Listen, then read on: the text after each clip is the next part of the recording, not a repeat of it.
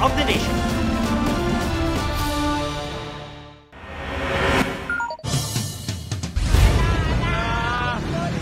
Naghabulan sa Osmeña Boulevard sa Cebu City ang ilang pulis at SWAT team. Na-corner nila ang lalaking security guard at nang ambang mananaksak ang guard, binalil siya sa binti. Ayon sa pulisya, nagwala ang lalaki sa pinagtatrabahuan. Tinatakin daw nito palabas ang kasamahang babae. Sinusubukan namang makuha ang panig ng suspect na naka-hospital arrest at maharap sa patong-patong na reklamo.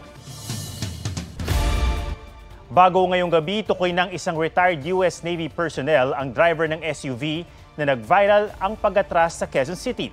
Nakabangga ito, nakapinsala pa ng gasolinahan. May report si Rafi Tima. Parang drifting o stunt driving sa pelikula. Ang ginawa ng SUV na ito, patras ang harurot at sa gasolinahan nagpaikot-ikot. Viral ang video niya sa North Fairview sa Quezon City. Pero bago yan, sa di kalayuan kitang nakahinto ang SUV. Kausap ng pulis ang driver dahil binangga pala nito ang nakahintong van sa unahan. Maraming tao naglabasan at sinasabi na binabangga na daw po yung sasakyan namin. Tapos tinignan ko sa likod, ay oo nga, binabangga na tayo. Ang driver ng van, kinatok muna ang SUV driver bago tumawag ng pulis. Tinapi ko yung tagiliran niya. Tapos sabay silip ko, siya lang mag-isa at nakaganon siya sa manubela. Nung sabi ko, pag ikot ko doon sa kabila, sinabihan ko si Sir, katukin ko na lang. Sabi naman ni Sir, wag mo nang katukin, baka may baril daw. 20 minuto silang naghintay pero hindi lumabas ang SUV driver. Pero bahagya raw umatras ang SUV nang dumating na ang mga otoridad. Doon na nito muling binangga ang van hanggang matuling umatras. Nakausap naman daw nilang SUV driver na humupa na ang sitwasyon pero tila wala itong ideya sa nangyari. Sabi ko, Sir, ano po bang nararamdaman niyo? Sir, alam niyo pa ba yung nangyari? Sabi, hindi ko alam eh. Ang alam ko lang may tumama na sa akin dito, masakit nga eh. Wala namang nasaktan. Ang driver, ayon sa Quezon City Police, ay lalaking 68 years old na retired na US Navy. Sinusubukan pa namin kunan siya ng pahayag. Sasampahan daw siya ng reklamong reckless imprudence resulting in damage to property dahil nabangga nito ang 3 sasakyan at nasira rin ang protective bar ng gasolinahan. Kuha naman ito sa Lantapan Bukidnon. Nag-warning shot ang mga pulis ng aktong aatras ang sinitang itim na SUV. Ilang saglit lang, nailabas ang SUV driver at pinadapa. Ayon sa mga pulis, ilang oras na nilang hinahabol ang suspect dahil nakahit and run ng 6 na sasakyan sa Valencia City. Naabutan siya nang mabaril ang kanyang gulong. Nakuha sa loob ng SUV ang nasa mahigit 34,000 pesos na halaga ng hinihinalang shabu, drug paraphernalia at mga bala ng kalibre 40. Accordingly sa suspect, sir, napag-utusan lang siya ng may-ari sa Fortuner, sir, na i-drop ng mga items. So, ito nga, sir, na-involve sa traffic accident not knowingly na may dala pala siyang drug items. Maharap siya sa patong-patong na reklamo. Iimbestigahan din ang may-ari ng sasakyan. Rafi Tima nagbabalita para sa GMA Integrated News. Bumagsak at sumabit sa mga kawad ng mga kuryente ang crane sa isang construction site sa Paco, Maynila. Hanggang ngayon, hindi pa rin naaalis ang crane sa lugar. Wala pa rin kuryente sa 3 barangay ngayong gabi. Laking perwisyo ito sa mga residente lalo't sumabay pa ang rotational water interruption. Puspusan ng pagkukumpuni ng mga taga-Meralco. Patay matapos masagasaan ang isang babaeng tumatawid sa EDSA busway. 2 rider naman ang nasawi sa magkahiwalay na aksidente sa norte. Yan ang mga spot report ni Marisol Abduraman. Sugatan at walang malay ang isang rider na matagpuan sa taniman ng kalamansi sa San Fabian, Pangasinan. Ayon sa pulisya, tumilapon ang biktima matapos tumama sa barrier sa pakurbang bahagi ng kalsada. Namatay sa ospital ang biktima dahil sa severe head injury. Nakainom umano ang rider na pauwi na sana. Patay rin ang isang nagmumotorsiklo sa Solsona, Ilocos Norte matapos bumangga sa puno ng nara. Sa lakas ng impact, tumilapon siya at humandusay sa kalsada. Dead on arrival ang 16 anyos na babaeng rider. Sa Quezon City, tinakpan ng karton ang babaeng ito na nasagasaan ng bus sa bahagi ng EDSA busway sa Cubao. Nakita niyo po muna siyang patawid. Opo, dala niya yung kalakal niya. Tumawid po siya. Tapos po, biglang may kumalabog.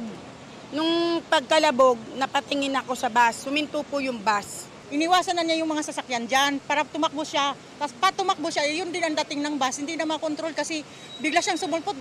Ang nakabanggang bus may basag sa windshield. Gate ng driver, hindi mabilis ang kanyang takbo. Hindi niyo siya napansin sa malayo. Hindi na po, ano po ma'am, medyo traffic po dyan. Kaya natakpan siya sa mga sasakyan dyan. Bigla siyang tumawid. Napansin ko na ma'am, sa harapan ko na ma'am. Ayon sa nakuha naming impormasyon ma'am, galing sa bus driver, ang kanya pong takbo ay 30 kilometers per hour. Pero amin pa pong aalamin sa CCTV po namin na makukuha ma'am. Ayon po sa kanyang salaysay ma'am, ay yung babae daw po ay bigla pong sumulpot. Nakakulong ng driver ng bus na humingi ng pasensya. Sasampahan pa rin po ng kaso na reckless imprudence resulting in homicide po. Mahigit 1 oras nang hindi madaanan ang busway na ito sa bahaging ito ng Cubao. Kaya naman ang mga bus sa regular lane na dumadaan, kaya kapansin-pansin ang pagbagal ng daloy ng mga sasakyan dito sa EDSA. Bawal na bawal po talaga tumawid po dito kasi po bawal way po ito, delikado po talaga ito, bawal po talaga. Marami po tumatawid, ilabesa po sinabihan namin, ayaw po rin talaga. Marisol Abduraman, nagbabalita para sa GMA Integrated News. Iniimbestigahan kung may kinalaman ng 20 Pilipinong tripulante sa nakuhang hinihinalang cocaine sa kanilang barko habang nasa South Korea. Hindi sila inaresto pero di pinababa ng barko. May report si JP Soriano. Mula kapitan hanggang sa ibang staff, kinumpirma ng Department of Migrant Workers na 20 Pilipino sa kabuuan ang tauhan ng MV Lunita. Ito ang cargo vessel na dahil sa tip ng US authorities ay nahulihan ng mga otoridad sa South Korea ng 2 toneladang umano'y cocaine.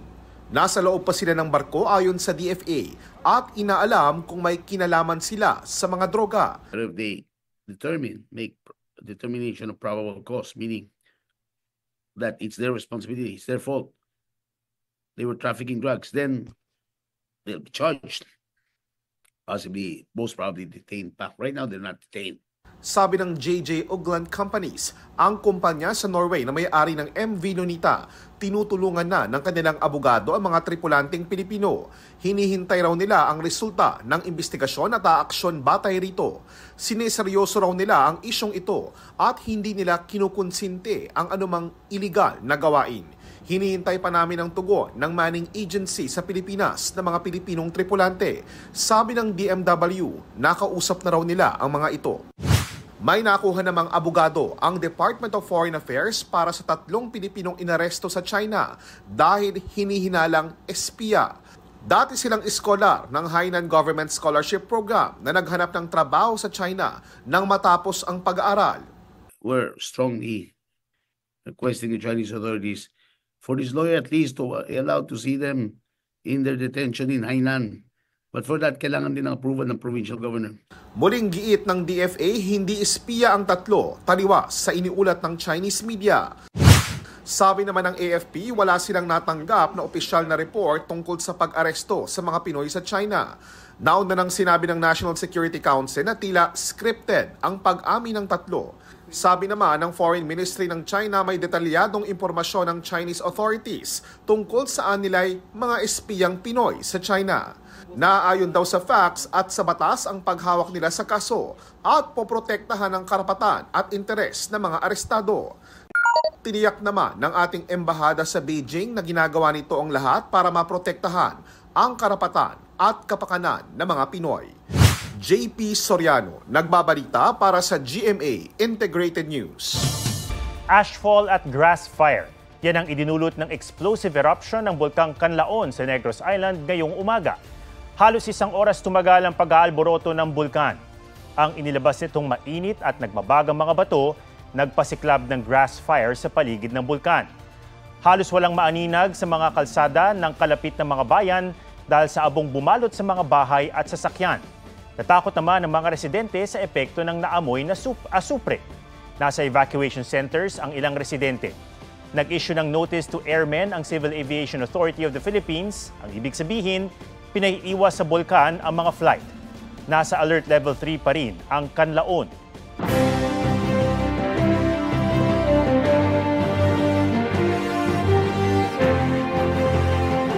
34 na araw bago ang eleksyon 2025, patuloy sa pagsuyo sa mga botante ang mga kumakandidato sa pagkasenador. Ang kanilang mga aktibidad at plataforma sa report ni Mark Salazar. Ayuda para sa agricultural workers na apektado ng climate change ang isusulong ni Bam Aquino. Nakipagpulong si Senator Pia Cayetano sa local leaders at iba't ibang sektor sa Valenzuela. Social justice ang isa sa binigyang diin ni Allen Capuyan sa Dumaguete. Regularisasyon ng barangay health workers ang isinulong ni David De Angelo. Nasa senatorial forum din sina Calio de Guzman, Teddy Casino, Arnel Escobar at Ernesto Arellano. Children with special needs ang binisita ni Angelo de Alban sa Pampanga. Pagkakaroon ng Super Health Center sa buong bansa ang isinusulong ni Senator Bongo. Inilatag ni Ping Lacson ang kanyang advokasya kontra korupsyon sa pagtitipon ng isang business group. Bumisita naman sa Butuan City si Congressman Rodante Marcoleta. Binigyang diin ni Senator Amy Marcos ang pamamahagi ng mga truck at kagamitan sa mga magsasaka. Libreng pabahay sa mga mahihirap ang ibinida ni Manny Pacquiao. Ibinida ni Kiko Pangilinan ang mga naipasang batas para sa sektor ng agrikultura. Iginiit ni Ariel Querubin ang importansya ng mabuting pamamahala para labanan ng insurgency. Mahalagang papel ng LGU ang iginiit ni Senator Francis Tolentino. Dagdag proteksyon sa mga OFW ang ipinangako ni Congresswoman Camille Villar. Patuloy naming sinusundan ang kampanya ng mga tumatakbong senador sa eleksyon 2025. Mark Salazar, nagbabalita para sa GMA Integrated News. Narcos Mexico actor Manuel Masalva isinailalim sa medically induced coma dahil sa bacterial infection na nakuha raw matapos magbakasyon sa Pilipinas noong Pebrero. Ayon sa kanyang manager, nang makarating si Masalva sa Dubai noong March 18, hindi na maganda ang pakiramdam niya. Sumailalim siya sa emergency surgery noong March 26 at ngayon stable na ang lagay. Mga batang relay star Caitlin Stave nahulog mula sa kabayo habang nasa Kaamulan Horse Show and Competition sa Malaybalay City, Bukidnon.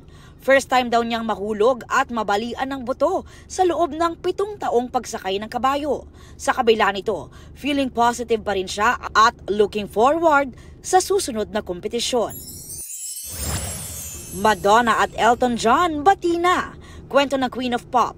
Kinumpronta niya ang British singer-songwriter sa backstage ng isang show nitong weekend. Pero ang una raw nitong sinabi sa kanya ay, "Forgive me."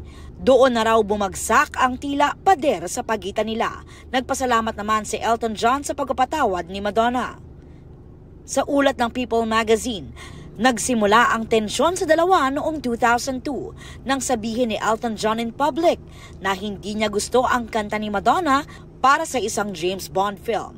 Inakusahan din niya si Madonna ng lip-syncing. Aubrey Carampel, nagbabalita para sa GMA Integrated News.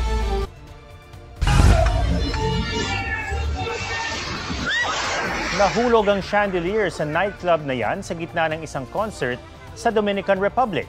Sa isa pang video, kinukuhanan na ng isang dumalo ang kisame habang unti-unting umaalis sa mga concert goer. Ilang sandali lang, bumigay na ang kisame. Di bababa sa 18 ang kumpirmadong nasawit. Batay sa paunang ulat, patuloy na hinahanap ang singer. Naipit naman sa debris ang kanyang anak na babae, habang dead on the spot ang saxophonist. Mahigit 100 ang sugatan. Patuloy ang search and rescue operation.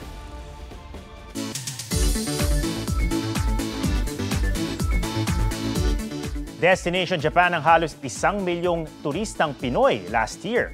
At kung pangarap mo ring pumunta o kaya'y bumalik sa Land of the Rising Sun, dagdag na susi sa paggamit ng Japan Visa ang mga bagong bukas na pasilidad ng Japanese Embassy.